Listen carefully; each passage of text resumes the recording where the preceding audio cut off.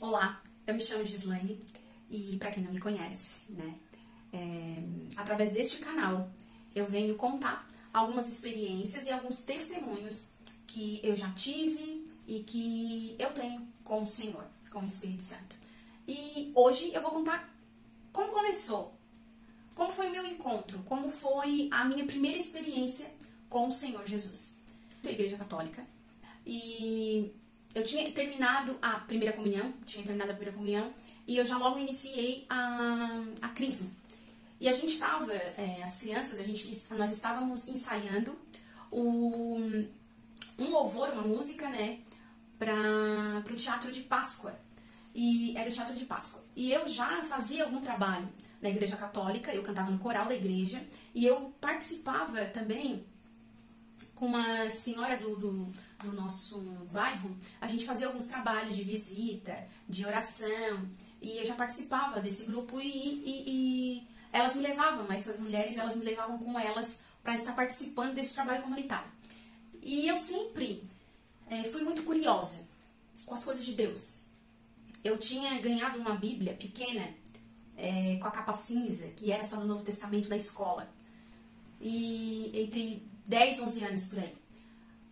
E eu sempre, quando alguém falava assim, não, eu não consigo, não vai dar certo, eu sempre fui, como assim ela não consegue? Como assim ele é o Deus do impossível? Eu sempre fui muito curiosa para as coisas de quando não dá, quantas pessoas dizem que não vai dar certo. Eu quero ver o porquê que não vai dar certo, eu quero saber o porquê que pode dar certo. E eu sempre fui muito curiosa quando alguém falava assim, Deus do impossível. Ele é o Deus do impossível. E na sala, na catequese, eu ficava muito me perguntando, se Jesus ressuscitou, por que ele está na cruz? Aquilo ficava muito ecoando dentro de mim, muito demais, naquela época quando eu era criança. E eu perguntava até para as professoras sobre isso, só que elas não sabiam me responder.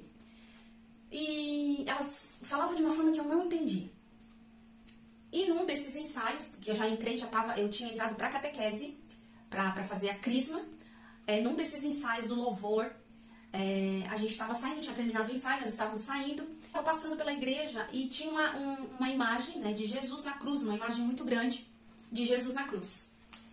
E quando eu passei, eu perguntei assim, se ele ressuscitou, por que ele está na cruz?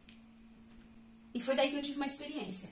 Porque a palavra de Deus em Marcos 16 diz que todo aquele que crê será salvo, e aquele que não crê será condenado. E essa palavra, todo aquele que crê será salvo. Então, assim, se eu creio que ele ressuscitou, que ele está vivo, eu serei salva. Só que aquele que não crê que ele não está vivo será condenado. Então, como assim? Como assim? Eu ficava me perguntando. Como essa frase? Eu queria saber mais sobre isso. E quando eu perguntei, eu pensei, eu não falei, eu pensei, eu estava sozinha naquele momento ali, sozinha, não tinha ninguém ali. Ninguém estava ali, só eu mesma. Eu perguntei, se ele ressuscitou, por que ele está na cruz? Eu escutei uma voz dizendo assim, aqui não é o teu lugar. E ficou tudo muito em silêncio, e a voz falou novamente, aqui não é o teu lugar. Eu saí, fui embora e nunca mais voltei. Nunca mais mesmo. Eu não tive mais nenhuma vontade de voltar para a igreja, de voltar à catequese, de voltar para meus amigos, de voltar para aquele grupo daquelas senhoras que eram minhas amigas. E eu sempre gostei muito de estar com elas porque eu achava elas muito bonitas, como elas falavam de Deus, como elas oravam. Porque a gente fazia visita na semana do Natal, na semana, aquele meses antes iniciando a Páscoa, nós fazíamos um trabalho na comunidade, no bairro, de visitar as casas e orar, ler uma Bíblia que estava naquele caderninho, que agora eu não lembro qual o nome. E eu sempre levantava a voz em oração, e elas também, e eu gostava muito daquilo. Eu já fazia algo, eu já participava, eu sempre gostei muito de participar da igreja, do trabalho da igreja, do trabalho da comunidade, e eu não quis mais, desgostei de tudo aquilo. De repente, aquela voz me trouxe uma verdade que aquilo não se encaixava mais pra mim. Não fazia mais parte da minha vida. Líder, dali do grupo, ela foi até a minha casa, eu me escondi. E a minha mãe foi atender ela. E ela perguntou por que eu não quis mais ir, por que eu não estava participando mais da crisma, porque elas queriam muito que eu fizesse a crisma, pra já entrar trabalhando na igreja com elas. E a minha mãe respondeu assim, eu não sei por que ela não quer ir mais. Mas dá um tempo pra ela que daqui a pouco ela vai voltar. Daqui a pouco ela volta tudo normal e ela já vai, essa fase vai passar. E eu nunca mais voltei. Nunca mais mesmo, de verdade. E até que, passando alguns anos, lá nos meus 15 anos, 14, 15 anos, eu liguei a TV, eu tava limpando a casa, eu liguei a TV e eu escutei um homem falando de Deus. Num programa de televisão, era pela manhã, tava falando de Deus. Ele falava de Deus com tanta ousadia, com tanta certeza, com tanto amor, que aquilo me chamou a atenção. E eu quis conhecer aquele Deus que ele estava apresentando. Eu quis conhecer aquele Deus. E eu fui até essa igreja para conhecer. Eu fiquei curiosa. Eu fiquei curiosa, eu quis conhecer. E eu fui, participei de um culto, participei de vários cultos, mas eu não me batizei. Isso é um outro testemunho. Mas eu quero deixar aqui pra você, se você também tá nessa fase, curioso, se uma voz falou com você, mas eu levei algum tempo para discernir que era a voz do Espírito Santo falando comigo. Eu levei algum tempo para discernir que era a voz de Deus me chamando para algo maior, algo diferente. Para me provar de uma outra comida, de um outro alimento, para me sentar sobre outra mesa.